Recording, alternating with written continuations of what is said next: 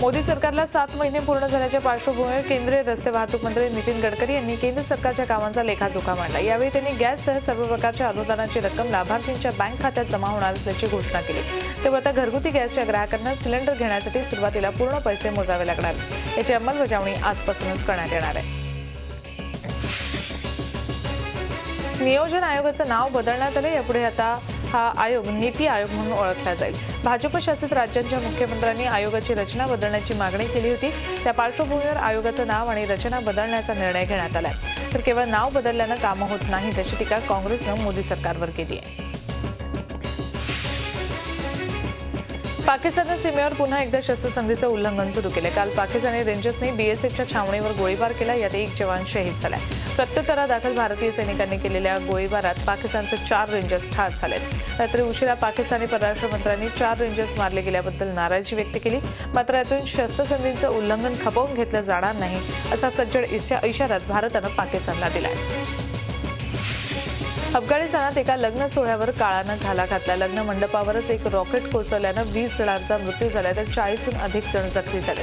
जखमी आणि मृतांमध्ये बहुतेक महिला आणि मुलांचा समावेश आहे।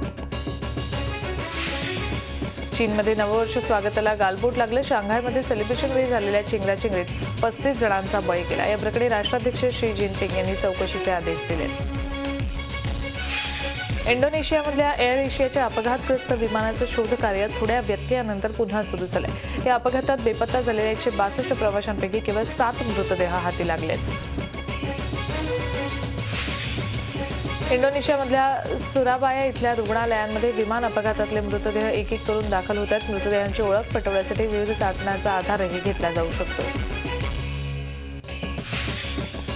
पाकिस्तानचे पंतप्रधान नवाज शरीफ यांनी देशाला दहशतवाद मुक्त करण्याची राणा भीमदेवी गर्जना पुन्हा एकदा केली आहे। पेशावर हल्ल्यावर संताप व्यक्त करताना 26 अकराच्या हल्लेखोरांबाबत मात्र ते सोयीचं मौन बाळगून आहेत।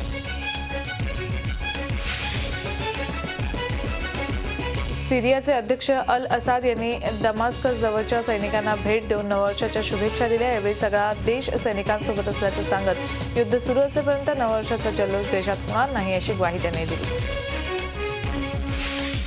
उत्तर कोरियाचे अध्यक्ष किम जोंग उन यांनी दक्षिण कोरियाशी चर्चेची तयारी दाखवली। या 2 देशांमध्ये गेल्या अनेक दशकांपासून तणावाची स्थिती आहे। अमेरिकेत बोस्टन इथे पोलिसांकडून वर्णभेद आणि बळाचा अवास्तव वापर होत असल्याचा आरोप करत निदर्शनं करण्यात आली। 2014 साली झालेल्या कथित अन्यायाविरोधात हे आंदोलन झालं। अमेरिकन कोस्ट गार्डने जमैकाच्या दक्षिण किनाऱ्यावरून तब्बल 1.85 टन मॅरिजुआना हा अंमली पदार्थ जप्त केलाय। याची किंमत $3.7 दशलक्ष इतकी प्रचंड आहे। मेक्सिकोमधल्या किलाउ ज्वालामुखीतला लाव्हा पालोआ या गावापासून अवघ्या काही यार्डांवर येऊन पोहोचलाय। गेल्या महिन्यात या लाव्हानं एक घर काबीज केलं होतं।